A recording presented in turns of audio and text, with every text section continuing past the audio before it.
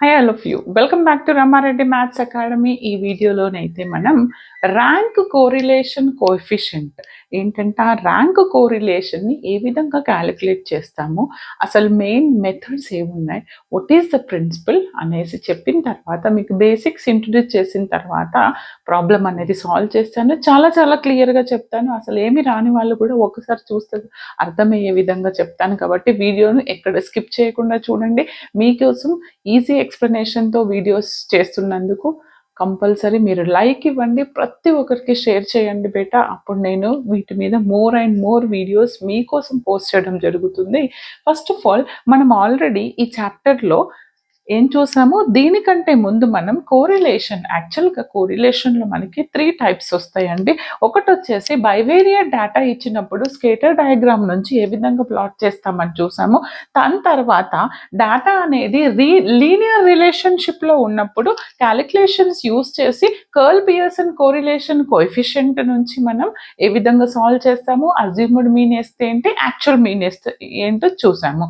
దీన్ని తర్వాత మెథడ్ ఏంటంటే ర్యాంక్ కోరిలేషన్. మరి ఈ ర్యాంక్ కోరిలేషన్ అనేది ఎప్పుడు చేయాలి, ఫస్ట్ మీకు అది తెలిసి ఉండాలి. ఓకే, ఈ ర్యాంక్ కోరిలేషన్ చేయాలడానికి ఫస్ట్ ర్యాంక్లో డిఫరెన్సెస్ ఆఫ్ మెథడ్స్ ఉంటాయి, అవేంటో చెప్తాను. అండ్ దానికంటే ముందు మీకు ఒక 2 వర్డ్స్ అనేవి తెలియాలి.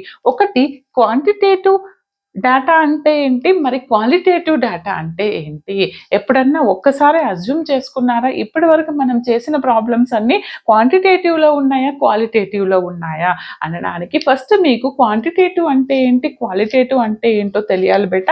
క్వాంటిటేటివ్ అంటే ఏంటిదని అంటే, suppose number of characters or variables ఇచ్చినటువంటి బైవేరియట్ డేటాకి ఏంటంటే దాని రిప్రజెంటేషన్ ఇన్ టర్మ్స్ ఆఫ్ యూనిట్స్లో ఉంటే కనుక దాన్ని మనం క్వాంటిటేటివ్ డేటా అంటాం. అది ఎలా వాడమని అంటారా, ఏం లేదు బేటా. సపోజ్ ఇప్పుడు డిస్టెన్స్ మీటర్స్ కిలోమీటర్స్లో మెజర్ చేస్తాము. అండ్ మనకి డైలీ గ్రాసరీస్ తీసుకుంటే కిలోగ్రామ్స్ కేజీస్లో తీసుకుంటాం.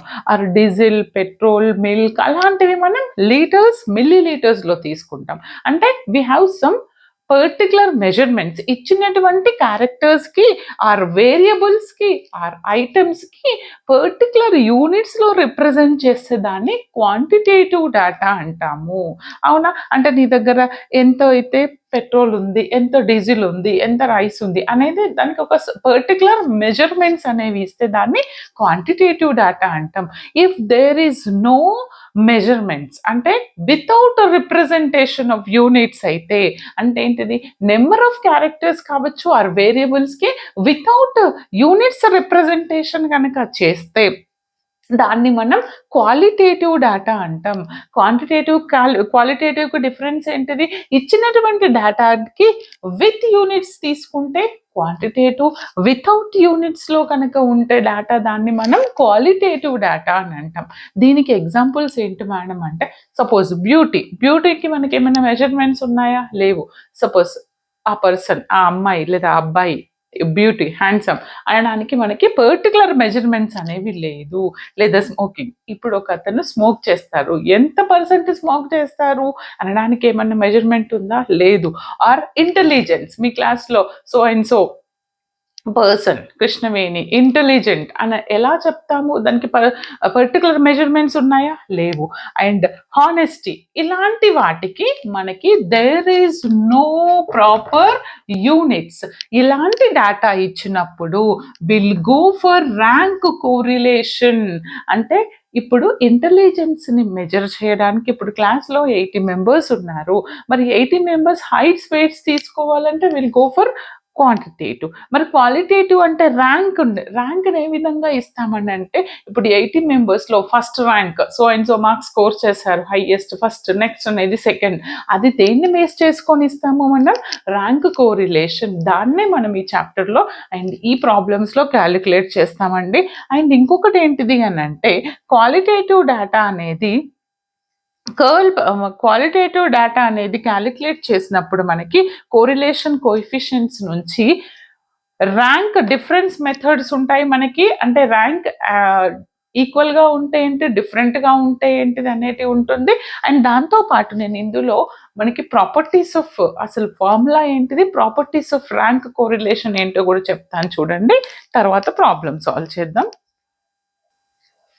చూడండి అమ్మా, ఇక్కడ ఏంటిది అని అంటే నేను మీకు ఎందుకు ఇచ్చానంటే define the rank correlation properties and define the rank అని అడుగుతారు.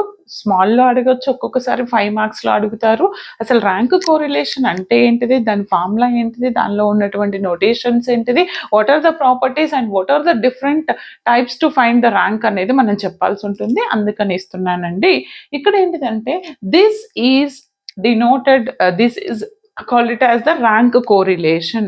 మనకి ర్యాంక్ కోరిలేషన్ని అందులో మనం కోరిలేషన్ కర్ల్ పియర్సన్లో ఆర్తో డినోట్ చేస్తే ఇక్కడ రో, దీన్ని just like our P, small P రాసి కొంచెం ఇట్లా పైకి రాస్తే దాన్ని రో అంటాం. Rho that indicates 1 - 6 sigma d square by n into n square minus 1. కొంతమంది ఇక్కడ స్మాల్ ఎన్ అని కూడా అంటారు, నో వరీస్, ఏదైనా అనుకోండి. రో అంటే ఏంటిదంటే rank correlation coefficient in this formula. యాక్చువల్గా ఇది ర్యాంక్ కోరిలేషన్ కోఎఫిషియంట్లో this represents rank correlation coefficient. మరి డి స్క్వేర్ అంటే ఏంటి, ఏ విధంగా ఫైండ్ అవుట్ చేస్తామని అంటే this is the sum of the squares of the 2 ranks. అంటే డేటాలో మనకి ఎక్స్ ఇస్తారు, వై ఇస్తారు, right. You can consider X is the rank 1 and Y అనేది ర్యాంక్ 2 తీసుకొని దానికి డి కనుక్కుంటాం, R1 - R2 చేసిన తర్వాత వచ్చినటువంటి డికి స్క్వేర్ చేస్తాం. అంటే sum of the differences of 2 ranks ఏమంటారంటే sum of the squares of the 2 ranks. First difference చేసి తర్వాత వాటికి స్క్వేర్ చేస్తే వచ్చేది డి. మరి N is nothing but number of observations, ఇచ్చినటువంటి observations. Okay, this is all about the formula. Next properties of rank. ర్యాంక్కి మనకి యాక్చువల్గా 3 ప్రాపర్టీస్ ఉన్నాయండి. ఒకటి వచ్చేసి the value of the rho. Compulsory మీరు ఏదైతే ప్రాబ్లమ్ సాల్వ్ చేస్తారో the rank rho value lies in between -1 and 1 only. అంటే -1 1కి మధ్యలోనే వస్తుంది. That is first property. Or ఎగ్జామ్లో అడుగుతారు define any properties, define properties అని అడుగుతారు.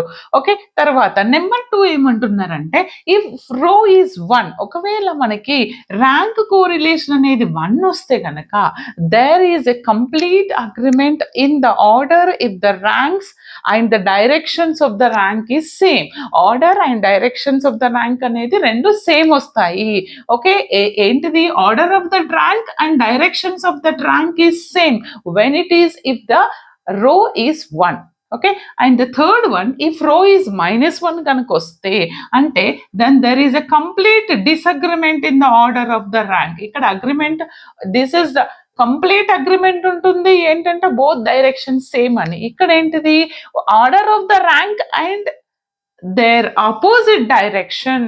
ఓకే, ఆపోజిట్గా ఉంటాయి, ఇవి రాయాలి. కానీ ఇక్కడ ఈ మెథడ్లో, ఈ వీడియోలో మనం వాట్ ఎగ్జాక్ట్గా సాల్వ్ చేస్తామంటే we have 2 types to find the rank. One is when the ranks are given. ఇదొక కండిషన్. ర్యాంక్స్ గివెన్ ఇచ్చినప్పుడు మనం ఇది యూజ్ చేస్తాము, ఎలానో నేను ఇప్పుడు చెప్తాను. ఇంకొకటి ఏంటిది అని అంటే when the ranks are not given, అప్పుడు మనమే ఇవ్వాల్సి ఉంటుంది ర్యాంక్స్. అవి ఎలానో కూడా మనం కమింగ్ వీడియోస్లో చూద్దామండి. Just note down when the ranks are given మీద మనం ప్రాబ్లమ్ సాల్వ్ చేద్దాము.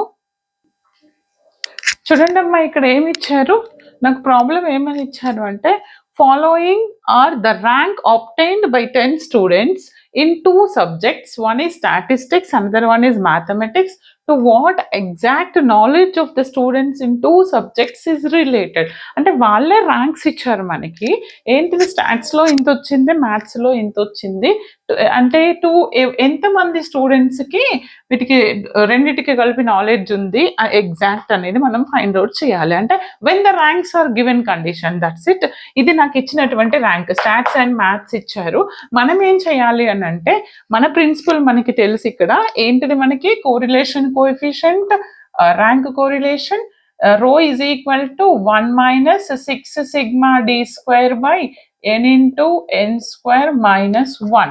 అంతే కదండి, n into n square minus 1. ఇక్కడ నాకు first rank in statistics you have to consider as ఎక్స్గా తీసుకుంటున్నాను. అది 1 2 3 4 5 6 7 8 9 10.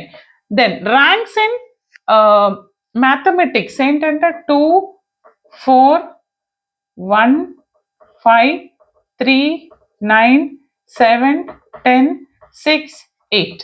తర్వాత డిఫరెన్సెస్ ఎలా కనుక్కుంటామంటే బోత్ ర్యాంక్స్ డిఫరెన్సెస్ మనకు కనుక్కోవాలంటే this is R1, this is R2 అయితే R1 మైనస్ R2 చేస్తాం.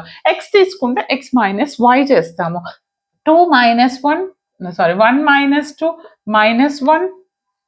Yes, next 2 minus 4 minus 2, 3 minus 1 2, next 4 minus 5 is minus 1, 5 minus 3 2, 6 minus 9 minus 3, 7 minus 7 0, 8 minus 10 minus 2, and 9 minus 6 3, 10 minus 8 2.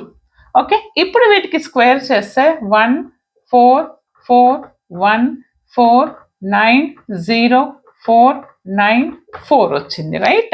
మనకి ఏమేం కావాలి? Summation of D square, అంటే వీటన్నిటిని add చేస్తే నాకు summation D square is 4 + 9 + 4 + 9 + 4 + 1 + 4 అంటే టోటల్ ఈస్ 40 వస్తుంది. ఓకే, ఇప్పుడు put all the values here. అప్పుడు ఏంటిది 1 మైనస్ సిగ్మా డి స్క్వేర్ ఎంత వచ్చింది? 6 × 40 upon n means number of observations.